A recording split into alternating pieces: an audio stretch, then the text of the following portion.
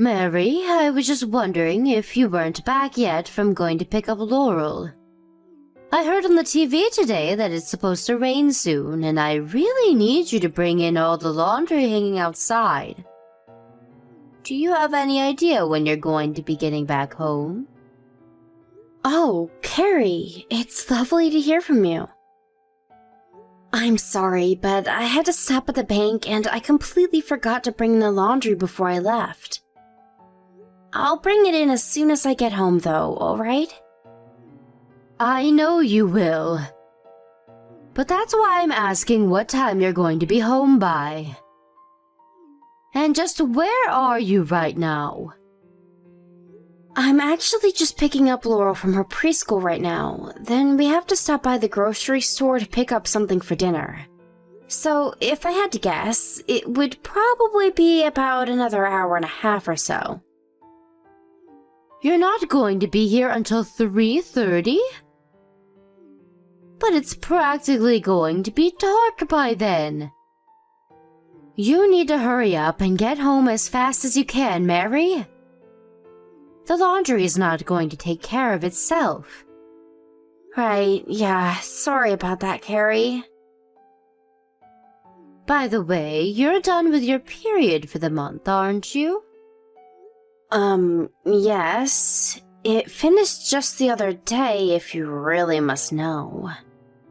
Good, then you don't have any excuse to be lazing around the house anymore and complaining so much. Anyways, I guess that means that I can count on you giving me a second grandchild in the next year, yes? Carrie, we've talked about this before, remember?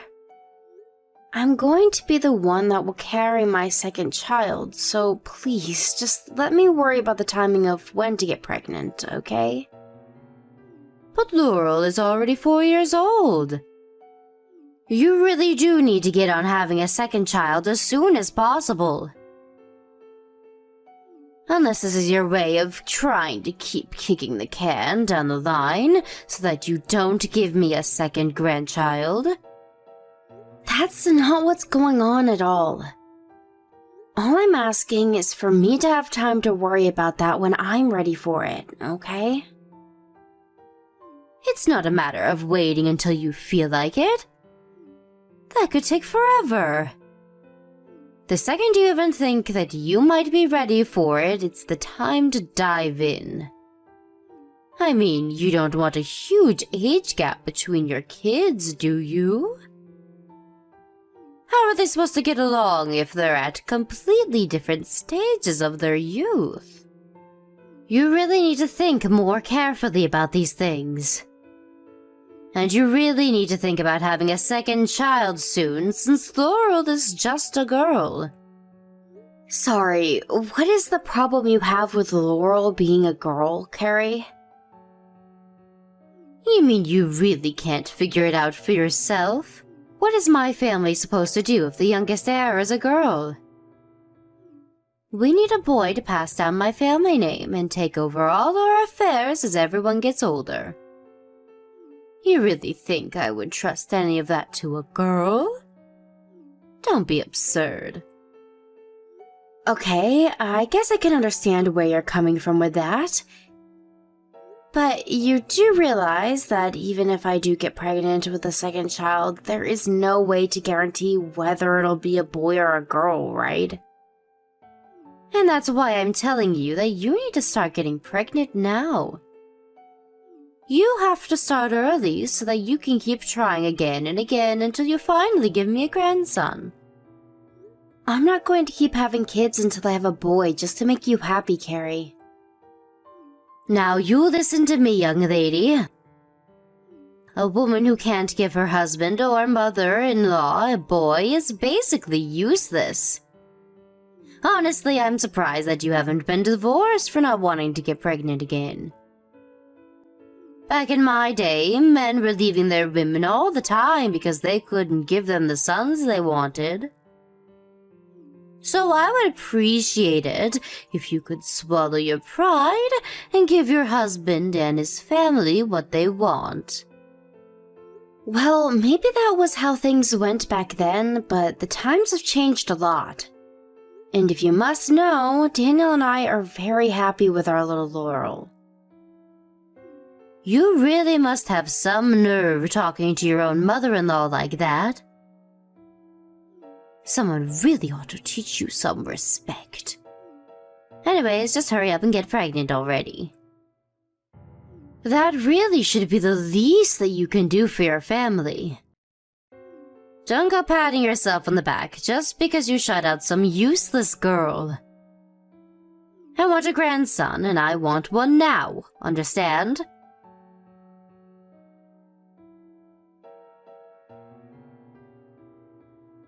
Hello, Carrie. I was just wondering where you are right now. I'm grabbing a little coffee by the City Met station, if you must know. Then after this, I was going to the movies to see something with a friend of mine. Right, but Laurel is crying a lot right now. And what makes you think that that's my problem, huh? Well, she's telling me that you were saying some horrible things to her and being mean. Did you say something to her while I was busy cleaning the house today? Oh, I don't know. I was so busy getting ready to start my day, I don't remember every little word I said to her. You mean that? You really have no idea if you might have said something to upset her. Of course not. Laurel is just a big crybaby. She would cry even if I looked at her funny. And you're being a bad mother by encouraging this kind of behavior. You really need to set your daughter straight and tell her to grow up. Carrie, I'm not sure what it was that you said to Laurel, but I'm asking you to please not do that again. And just what makes you think that I even did anything, huh? Because your little girl said I did? Does Laurel have any proof or any kind of evidence that she's telling the truth? How can you just take a child's word over mine? Because I really don't think that she's a crybaby who would burst into tears for no reason. And I think that you might have said something to her or been needlessly strict with her, and now she's acting like this. And even before this, I saw when you were playing with Laurel not that long ago. You took her toys from her and threw it across the yard. Oh, please. It was not like that at all.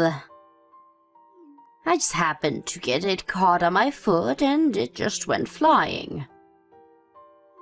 I can't believe that you and your daughter are so willing to attack me like this. I didn't even do anything, and yet I'm being treated like I'm some sort of villain. It's outrageous. Carrie, I know very much how you feel about only having a granddaughter. But the fact is that Laurel is your granddaughter, okay? Not only that, but she's only 4 years old. Can you please just be a little nice to her? If you're looking for someone to blame, why don't you try starting with yourself, huh? You gave birth to a daughter, so all of this is your fault anyways. You've always been useless, and you always will be. I wish you would have given me a grandson and not a granddaughter. So you're telling me that the only reason you're treating Laurel this way is because she's a girl? You really think that you would treat your grandson differently if you had one?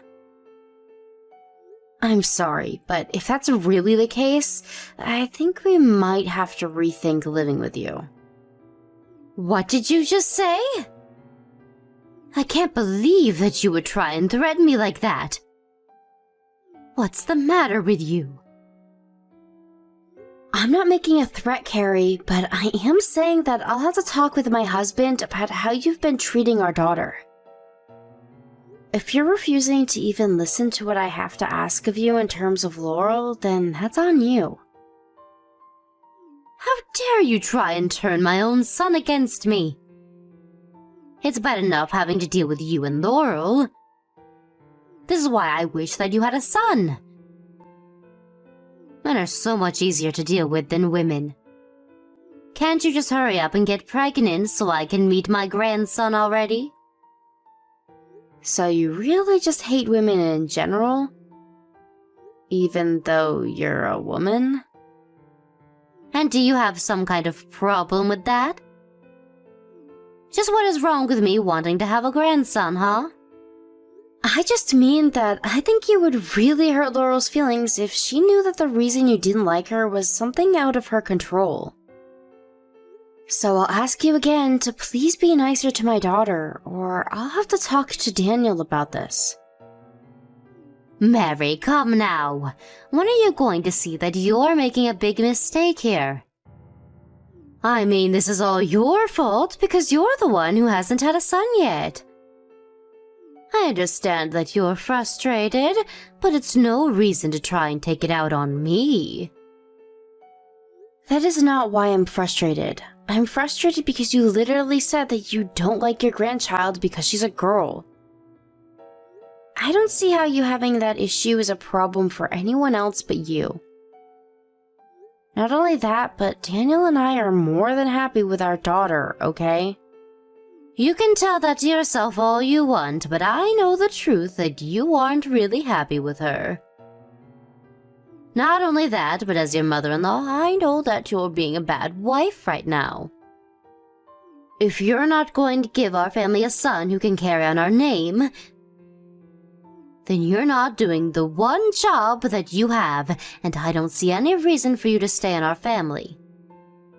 I am very respectful of your family, Carrie. If it wasn't for all your family's ancestors before you, then I would have never met and married Daniel. But what you were asking for is different. You're asking for a boy to carry down your family name when our daughter can just keep her family name if she wants. I see that you really just don't get how this works, do you? Maybe I'm just wasting my time trying to get through to you. I think that on that, we can agree. I don't want to be fighting with you either, and especially not about something like this. So I know that it might be a lot to ask, but can you please just take mine and Laurel's feelings a bit more into consideration? I can do that, but it doesn't seem fair if you don't do the same for me. You're basically asking for me to just fold over and do whatever you say while you don't even care what I have to say in return.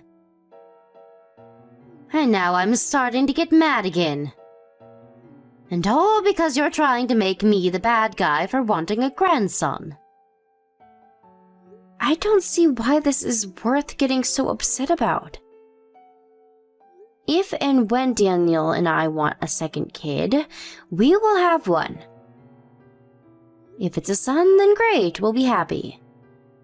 If it's a daughter, we'll also be just as happy. I think it's unfair for you to try and impose your wants on our relationship, though. I am through with you. It's obvious that there's no point in continuing this conversation if you're just going to be so stubborn. But know that I am not going to let you get away with disobeying me so easily. You won't get away with this, Mary.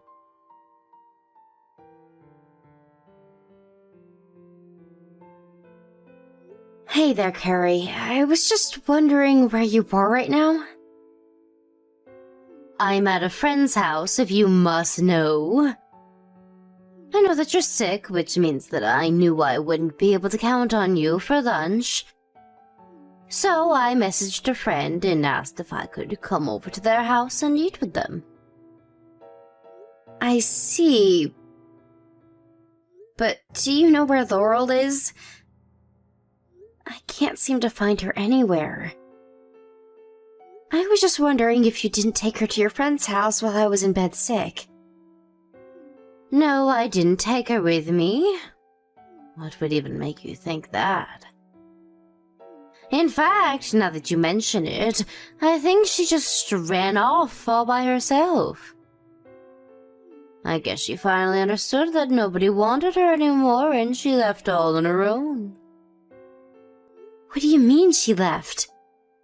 Like she ran away from home or something?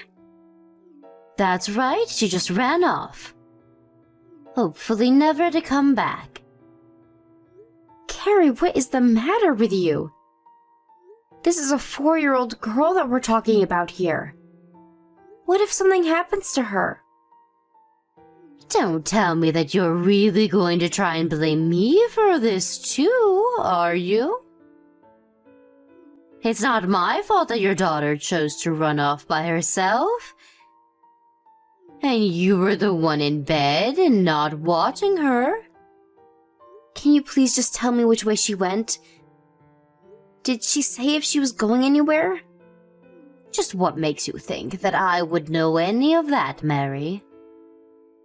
Carrie, you tell me where my daughter is right this second. I am serious. If you were really worried, you wouldn't be wasting your time messaging me. Why don't you go to the police and report your missing daughter? I'm sure it would be faster and more productive than this. Although I don't really care whether or not you find her anyway.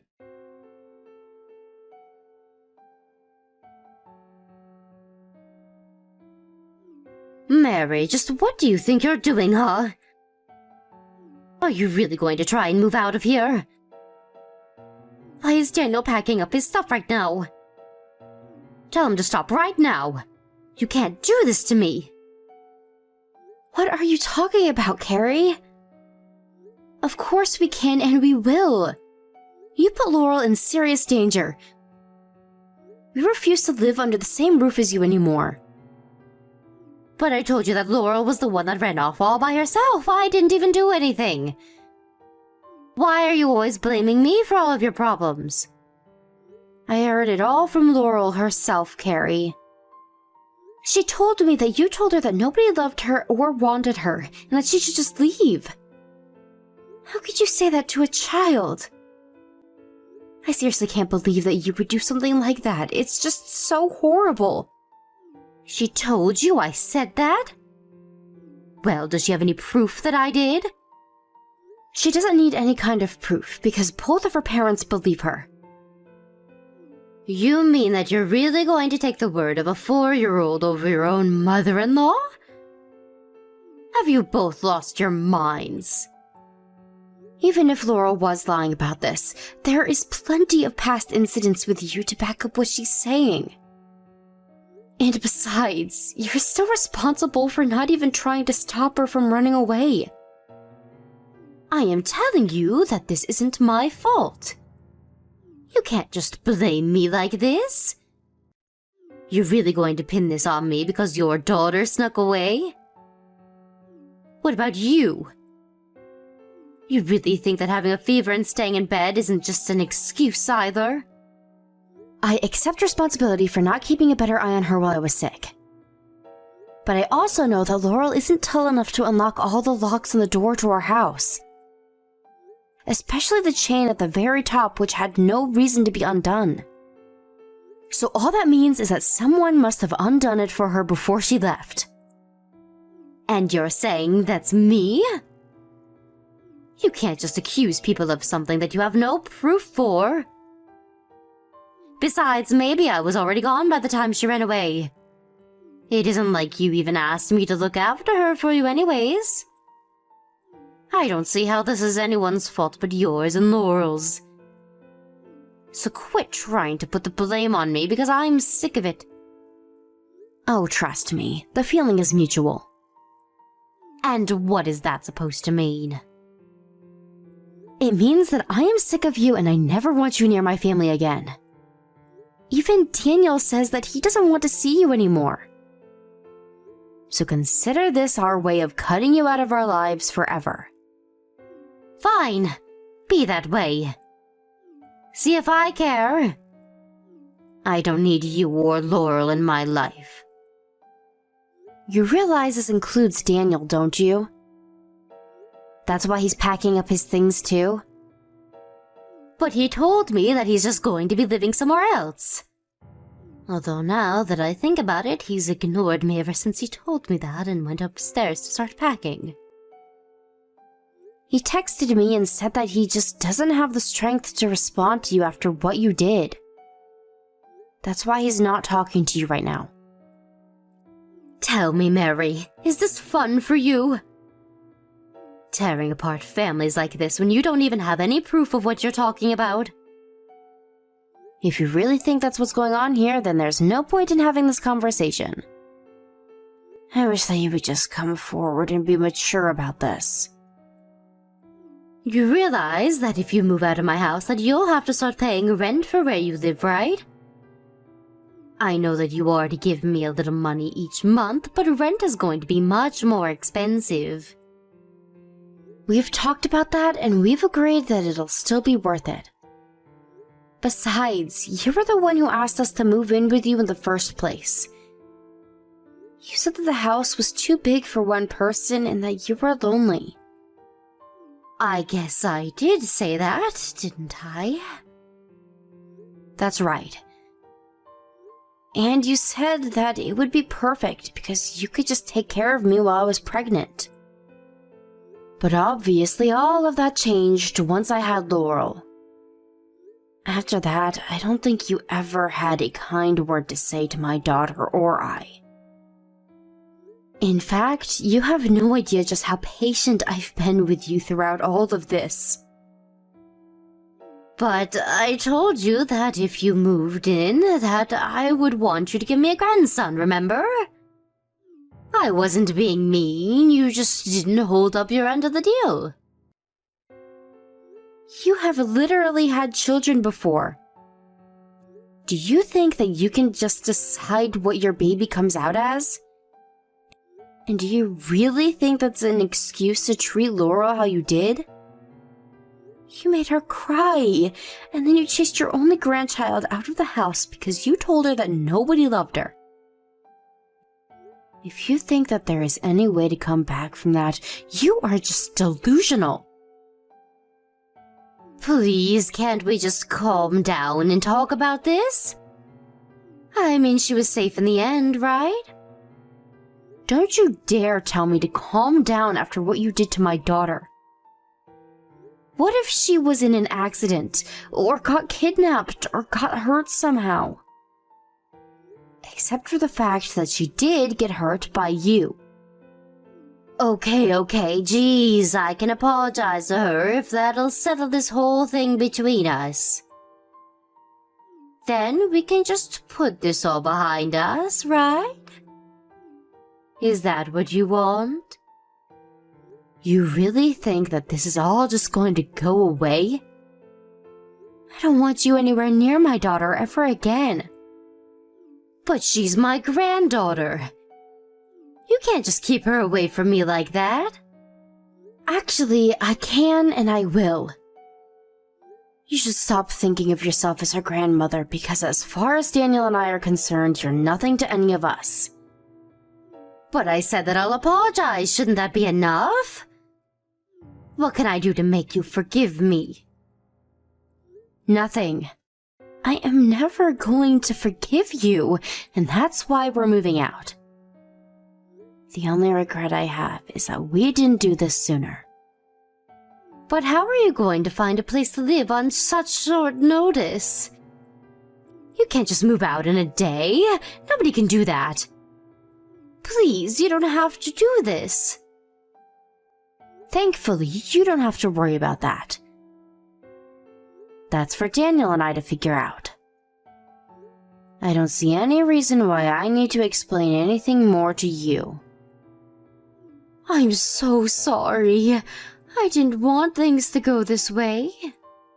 It's way too late to try and apologize for what you've done now. Surely there must be something I can do to set this right, though, right? No, you've already done enough, thank you very much. If you really want to do good by us and by Laurel, you can leave us alone and never talk to us again.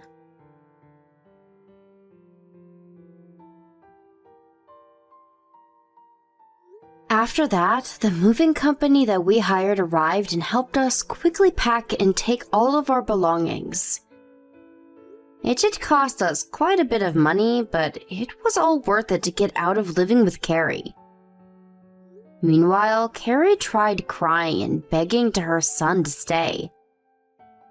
Daniel had kept quiet that whole time, but his mom's crocodile tears set him off and he really started laying into her. He went off about how he could never forgive Carrie for putting his daughter in harm's way. I heard from some old connections in the neighborhood that ever since we left, Carrie has been a depressed mess and hardly ever leaves the house. But after what she put me and my daughter through, it's difficult for me to have any pity for her. Instead, I'm going to focus on Laurel and make sure that she knows that she is loved and will always be enough.